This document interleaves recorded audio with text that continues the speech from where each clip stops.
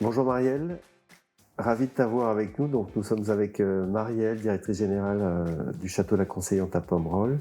On va rentrer dans le vif du sujet. Donc, les femmes ont toujours eu un rôle très important à La Conseillante. Est-ce que tu peux nous en dire un peu plus ?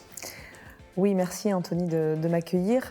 Déjà, le nom, La Conseillante, vient de Catherine Conseillant, la première propriétaire connue du cru en 1725. Et c'est elle qui a planté les vignes comme on les connaît aujourd'hui, donc 12 hectares sur le plateau de Pomerol. Et à partir de 1871, c'est la famille Nicolas qui entre en scène.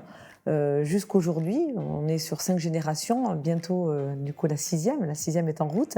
Et forcément, quand on dit 6 générations, il y a aussi beaucoup de femmes qui ont contribué. Et le fait que ça soit familial, c'est très important. On sait pour qui on travaille au quotidien, pour qui on se lève tous les matins. Et ça, c'est précieux parce que ça nous donne l'envie au quotidien de très bien faire. Profiter justement de l'expérience, l'accumulation d'expériences de 5 générations, et c'est quelque chose de vraiment remarquable. Et ça, en nous donnant tous les moyens. En 2012, ils ont refait du coup le magnifique chai que l'on a aujourd'hui, notre outil de production qui va faire du parcellaire et justement dans ce souci de détail, en faisant même de l'intra-parcellaire aujourd'hui. Nous avons refait aussi les chais à barriques pour avoir vraiment la précision sur l'élevage. Et au quotidien, tout ce que l'on peut faire, tout ce que l'on peut investir, c'est toujours, est-ce que c'est bon pour la qualité ?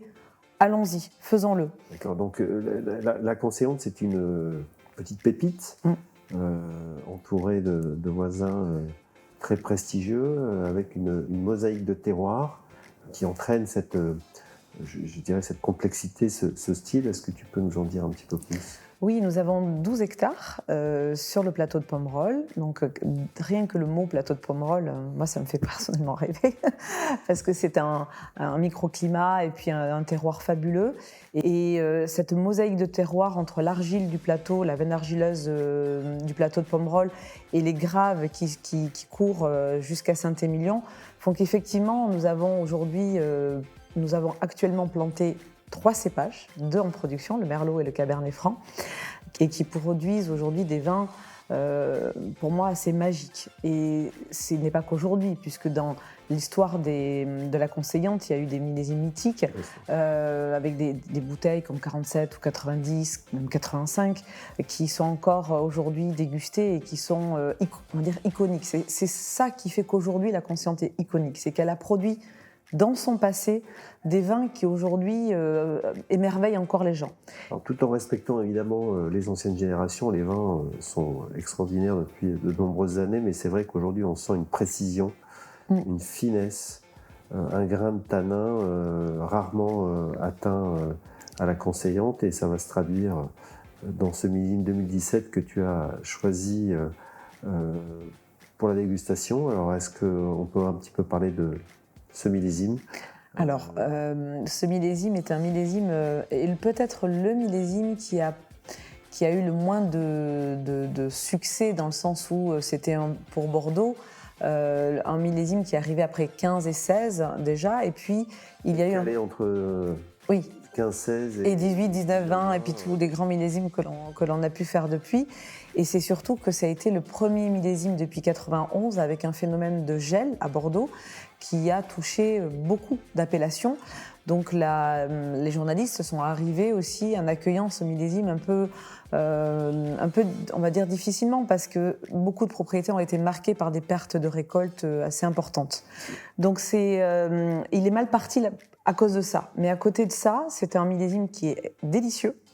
Et il a un charme qui est fou, et je regrette beaucoup que les gens, aujourd'hui en tout cas, il trouvera certainement sa place exactement dans les millésimes, mais les gens partent avec le millésime 2017 avec des a priori, alors qu'il ne faut pas en avoir parce que ce vin est délicieux. Les grands terroirs font quasiment toujours des grands vins, quels que soient les millésimes. En tout cas, on sent que ce millésime te tient une place importante dans ton cœur, et on a hâte de le goûter avec Chef Arthur. Moi aussi, j'ai hâte de le regoûter.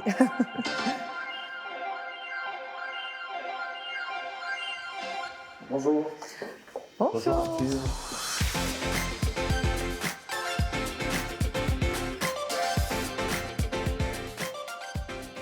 Donc je vous ai préparé ce plat pour aller avec la conseillère en 2017. Donc j'ai retrouvé dans ce vin-là une certaine fraîcheur qu'on va pouvoir retrouver à travers ce plat. Donc avec l'huile de basilic, les petites fleurs que j'ai rajoutées, le côté fruit rouge avec la cerise et cet aspect un peu boisé avec la morine. Oh, c'est délicieux. Et vous comprenez pourquoi je trouve que c'est dommage qu'il n'ait pas sa place dans la hiérarchie des vins de la conseillante, parce qu'il le mérite amplement. C'est un millésime qui est, vous voyez, il a déjà 6 ans, mais on sent qu'il a encore un potentiel de garde énorme.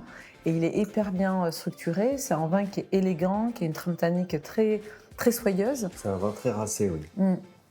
C'est un vrai grand classique. Voilà, comme on a pu avoir dans les millésimes 2006 ou 2001. Place à côté des blockbusters comme 15, 18, 19. En tout cas, bravo. Merci beaucoup.